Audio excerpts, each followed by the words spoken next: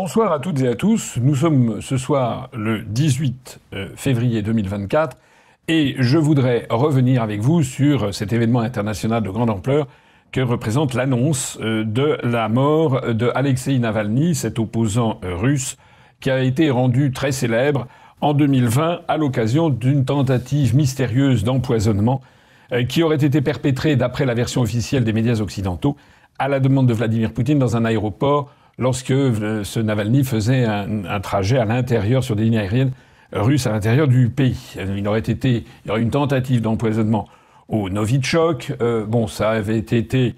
En fait, il a été exfiltré. Les Allemands ont dit on va venir le chercher.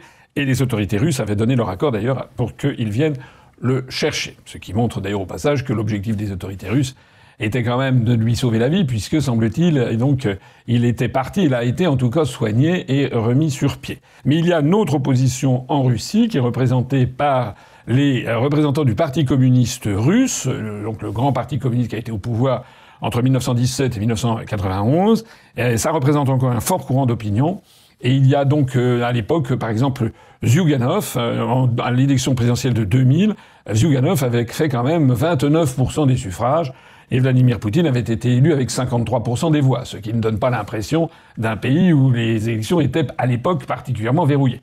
Je rappelle que Zyuganov s'est représenté ultérieurement, je crois que c'était en 2020, il me semble, où il a eu quelque chose comme 17% des suffrages. Et puis, quand c'est pas Zyuganov, c'en est un autre qui s'appelle Kharitonov, qui est le secrétaire général du Parti communiste, qui a fait des suffrages aux alentours de 14% des voix, et qui va être le prochain, qui va être candidat contre Vladimir Poutine à l'élection présidentielle de 2024. Bon, voilà. Donc tout ça pour dire que dans ce schéma-là, Navalny, qui en fait a été empêché de se présenter à la présidentielle en 2000, à la dernière élection présidentielle, comme d'ailleurs j'ai moi-même été empêché de me présenter à l'élection présidentielle française, Navalny était quelqu'un qui avait un peu de succès à Moscou. Il avait participé à une élection municipale où il avait dépassé 20% des suffrages. Mais sur l'ensemble de la Fédération de Russie, c'est un homme qui était quand même très peu connu. Et il était crédité, même par des instituts de sondage occidentaux, de l'ordre de 1 à 2% des suffrages. Autant dire que c'est faux de dire que c'était un responsable, un opposant numéro 1. Là où c'est peut-être vrai, c'est que c'était sans doute l'opposant choyé par les Occidentaux, puisque j'avais montré dans cette vidéo toute une série d'éléments qui me cadrent mal avec la présentation qu'on en fait aujourd'hui. D'abord, c'était un néo-nazi. Je vous renvoie à ma vidéo. Il a organisé des marches dans Moscou, où justement, avec des néo-nazis, avec le salut hitlérien. C'était également quelqu'un qui proposait, qui expliquait dans une vidéo comment il fallait exterminer les populations musulmanes du Caucase, notamment les Tchétchènes. Je vous renvoie aussi à cette vidéo. Сегодня мы поговорим о борьбе с насекомыми. Никто из нас не застрахован от того, что в наш дом заползет таракан. Фу, ну или в форточку залетит муха. Все мы знаем, что от мух отлично помогает мухобойка, а от тараканов – тапка. Но что делать, если таракан окажется слишком велик, а муха не в меру агрессивна?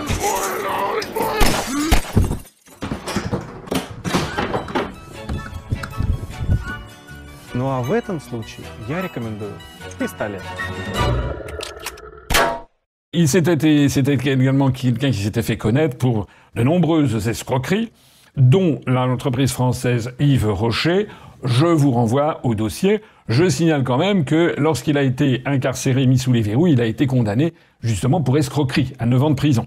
Et c'est ensuite parce qu'il a refusé les contraintes qu'il avait de se montrer à la police régulièrement, qu'ensuite sa peine a été systématiquement aggravée. Je ne dis pas forcément que c'est bien. Je sais que l'entreprise française Yves Rocher dit que peut-être elle a été manipulée dans cette affaire pour essayer de le faire condamner, qu'en fait ce serait une condamnation pour des motifs politiques. Bon, voilà. Je n'ai jamais dit personnellement que la Russie était forcément la plus grande des démocraties du monde. Ce que je sais en tout cas, c'est que il y a un certain nombre de pays du monde qui sont bien pires et sur lesquels on ne dit jamais rien parce que ils sont les alliés de l'oncle Sam. Alors, en attendant, la chose qui ressortait de tout ça, surtout, c'est que Alexeï Navalny était un agent américain. Et on le sait, on a vu circuler. Je vous renvoie à Wikileaks, où on a vu le contrat, l'allusion au contrat qui le liait à la National Endowment for Democracy, qui est un faux-né de la CIA. On a même les montants, on sait exactement qu'il était payé par les Américains. On a même une vidéo où on le voit en train de négocier le bout de gras avec les services allemands et du MI6 anglais.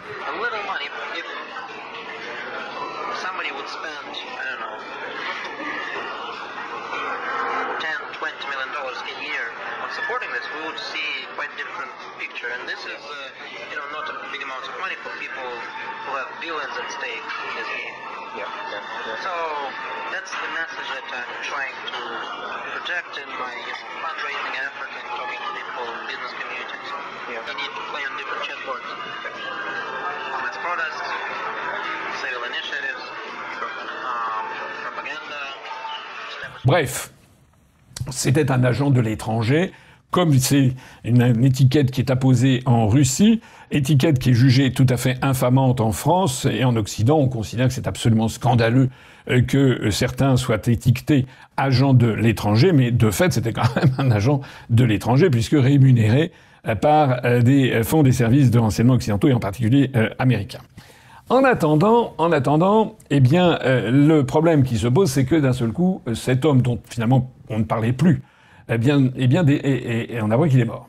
On apprend qu'il est mort par l'administration pénitentiaire. Il avait été envoyé dans l'Arctique, dans des zones particulièrement froides. Alors il y a le communiqué, le ministère russe des Affaires étrangères a d'ailleurs pondu un communiqué qui est assez extraordinaire à lire parce que il montre quand même d'un souci des Russes de tenir compte très précisément de la chronologie des événements, ce qui donne quand même à penser qu'ils ont des arguments à faire valoir quand ils évoquent l'idée d'une machination. Je rappelle en tout cas, ici vous voyez ce document. Le 16 février, donc à 14h19, le message sur la mort du condamné Alexei Navalny dans la colonie pénitentiaire numéro 3 a été publié sur le site des services pénitentiaires. Le 16 février à 14h19 et 15 minutes plus tard, à 14h35, le ministère suédois des Affaires étrangères explique « Terrible nouvelle concernant Navalny. Si l'information sur sa mort dans une prison russe est confirmée, ce serait un autre crime monstrueux du régime de Poutine. » Alors c'est quand même assez extraordinaire en effet de voir que le ministère suédois des Affaires étrangères a réagi 15 minutes après la publication à 14h19 de l'information émanant de la colonie pénitentiaire numéro 3 dans l'Arctique du décès de Navalny. C'est quand même peu. D'autant plus qu'à 14h35, exactement à la même minute, c'était le ministre norvégien des Affaires étrangères qui réagissait en accusant le gouvernement russe. À 14h41, le ministre letton des Affaires étrangères. À 14h50, le ministre tchèque des Affaires étrangères. À 14h51, le ministre français des Affaires étrangères, Stéphane Séjourné, qui me disait sa mort en colonie pénitentiaire, la mort de Navalny, nous rappelle la réalité du régime de Vladimir Poutine. À 15h02, c'est le président du Conseil européen. À 15h10, c'est Vladimir Zelensky, le président Kiev, qui dit il est évident qu'il a été tué par Poutine. À 15h16, c'est le secrétaire général de l'OTAN Stoltenberg. À 15h20, le premier ministre des Pays-Bas, Mark Rutte. À 15h30, la présidente de Moldavie. À 15h35, la ministre allemande des Affaires étrangères. À 15h43, la présidente de la Commission européenne von der Leyen. À 15h49, le premier ministre suédois. À 16h14, le chancelier allemand Olaf Scholz. À 16h25, le secrétaire d'État américain Blinken. À 17h28, le président français Emmanuel Macron.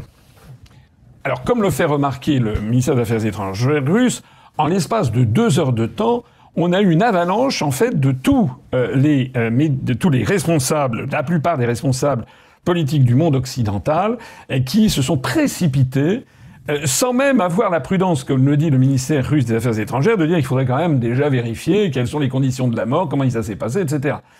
Il faut là-dedans avoir tout simplement l'approche classique des Romains, hein, qui prodette, à qui profite le crime. Si on regarde objectivement la situation, on peut se dire que le décès de Navalny est vraiment la chose la pire qui pouvait arriver à Vladimir Poutine en ce moment. Vraiment. Pourquoi ? D'abord parce que plus personne ne parlait de ce prisonnier. On avait de temps en temps, très épisodiquement, un vague article dans la presse. En fait, on n'en entendait pas parler du tout. Deuxièmement, il va y avoir l'élection présidentielle le 17 mars prochain en Russie. Il est évident que la mort de Navalny, avec le commentaire qui est fait par les Occidentaux, évidemment, jette une ombre supplémentaire sur Poutine. confirme, conforte le narratif de Poutine qui serait en fait un assassin, qui serait la monstruosité du régime de Poutine. Disons que ça ne tombe pas bien juste avant les élections. Et s'il avait vraiment voulu se débarrasser de Navalny, il aurait dû attendre que les élections soient passées.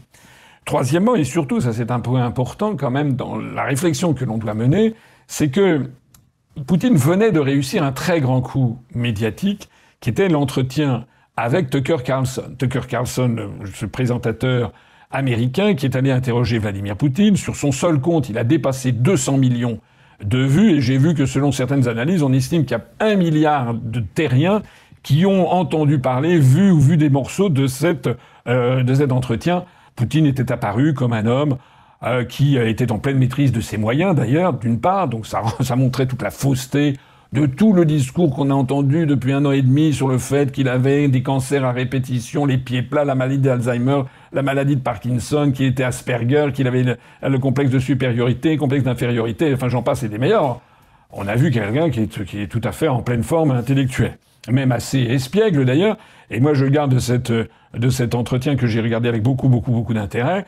Je garde notamment tout l'épisode sur l'histoire qui montre que, comme les grands chefs d'État, Poutine c'est quand même quelqu'un qui a fait référence à une histoire qui fait d'ailleurs remonter à la dynastie des Rouriks avant les Romanov, ce qui montre qu'il en a sous le pied, comme on dit. Hein. C'est pas comme nos dirigeants à nous qui, semble-t-il, ne connaissent pas un traître mot de l'histoire de France, l'histoire de l'Ukraine et de la Russie, j'en parle même pas. Et puis également Vladimir Poutine qui a répondu de façon assez ironique. Lorsqu'à un moment Tucker Carlson lui dit « Mais alors qui a détruit Nord Stream 2 ?» Vladimir Poutine, vous l'aviez vu sans doute ce passage, il dit « C'est vous », il dit en répondant, c'est-à-dire vous les Américains. Et à ce moment-là, Tucker Carlson dit « Non, je sais pas, j'avais piscine, enfin quelque chose comme ça, j'ai un alibi ». Et Poutine répond « Oui, mais la CIA, elle, n'a pas d'alibi ».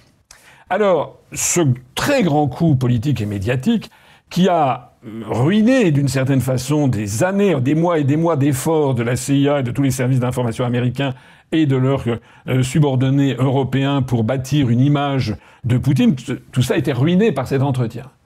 Or voilà que la mort, une semaine après, de Navalny ruine à son tour le bénéfice de cet entretien. Donc objectivement, Vladimir Poutine n'avait absolument pas besoin de ça, au contraire, puisque ça réembraye le narratif anti-poutinien. Et de ce point de vue, la mort de Navalny est pain béni.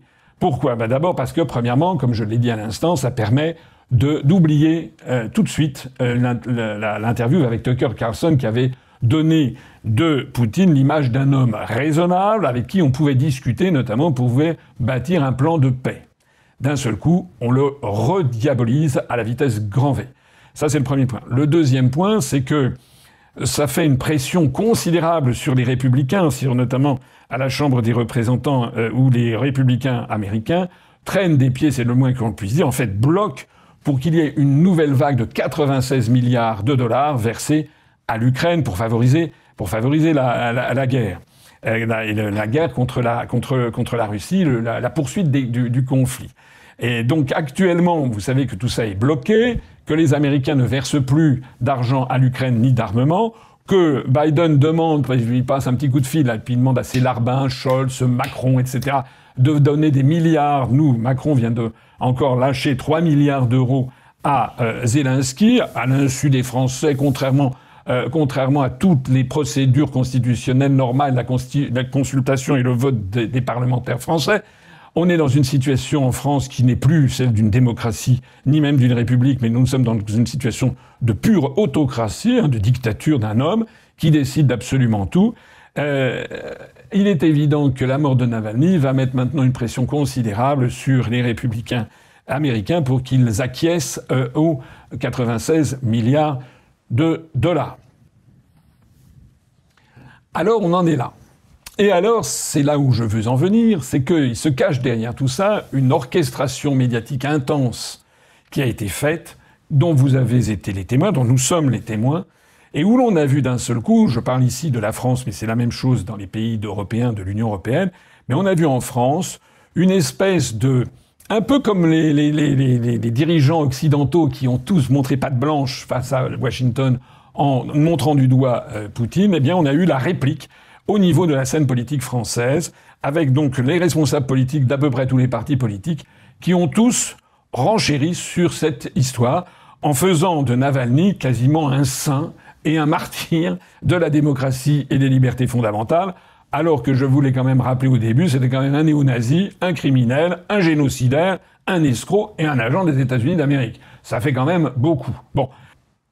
Alors tout ça prend une tournure extrêmement grave, parce que, comme par enchantement, ce décès si opportun tombe précisément au moment, quasiment le jour même, où Macron reçoit à l'Élysée Zelensky et signe avec Zelensky un accord de renforcement de notre coopération en matière militaire, annonce que la France va lui donner 3 milliards d'euros en plus, c'est-à-dire 20 fois ce que Macron a promis à nos agriculteurs qui sont en pleine détresse, avec un argent dont on ne sait pas d'où il sort, d'ailleurs, d'argent magique qui, paraît-il, nous empêche d'avoir la retraite, de garder la retraite à 63 ans, il faut la porter à 64, bientôt 65. Vous vous rappelez tout ce qu'on nous a dit. On n'a plus d'argent nulle part, ni pour les services publics, ni pour l'école, ni pour les hôpitaux. Il y a des gens qui meurent quasiment toutes les semaines. Il y a des personnes qui meurent parce qu'ils ont attendu 10 heures, 11 heures, 12 heures en salle d'attente dans les hôpitaux. On n'a plus rien pour la justice, pour la police, pour la gendarmerie, pour la sécurité. On n'a plus rien, en fait. On a une dette abyssale et pourtant, M. Macron sort constamment des milliards d'euros à donner au régime de Zelensky. C'est pas tout, c'est que l'on apprend que dans le matériel qu'on va livrer, il est question quand même de livrer de plus en plus d'armes qui sont de longue portée et qui peuvent viser directement maintenant le territoire russe. Et ce qui fait que la France, comme d'ailleurs l'Allemagne, et comme d'ailleurs l'Angleterre, eh bien, sont sur le chemin d'une entrée en guerre frontale contre la Russie. Et je ne vois aucun média français, je ne vois aucun intellectuel français, je ne vois aucun dirigeant français, y compris de la pseudo-opposition, dire que tout ça ne va pas. C'est quand même incroyable de voir, et c'est pour ça que je signale toutes ces déclarations de Manon Aubry, Mélenchon, Bardella, Zemmour, Le Pen, Glucksmann et Bellamy, ils approuvent tous le narratif qui nous mène vers la guerre, en fait. Personne n'a trouvé le moyen, lors de ces nécrologies de Navalny, de faire autre chose qu'une espèce d'agiographie, c'est une histoire des saints, comme on dit, une espèce de panégyrique extatique devant Navalny, sans avoir la prudence, d'une part, d'expliquer que c'était quand même un individu très peu fréquentable, deuxièmement, que c'était un agent américain, et troisièmement, qu'il faudrait quand même en savoir un petit peu davantage sur les raisons de sa mort. C'est quand même un comble de voir que ce sont les mêmes responsables politiques qui gardent le silence total sur le sabotage de Nord Stream 2. Au bout d'un an et demi, on ne saurait toujours pas qui a détruit Nord Stream 2, alors que tout le monde sait en fait que c'est Washington. Mais en revanche, dans les minutes, dans le quart d'heure qui a suivi l'annonce de la mort de Navalny, tous ces gens, les mêmes qui ne savent pas au bout d'un an et demi qui a détruit Nord Stream 2, au bout de 15 minutes, tout le monde savait que c'était Poutine qui était le responsable de la mort de Navalny.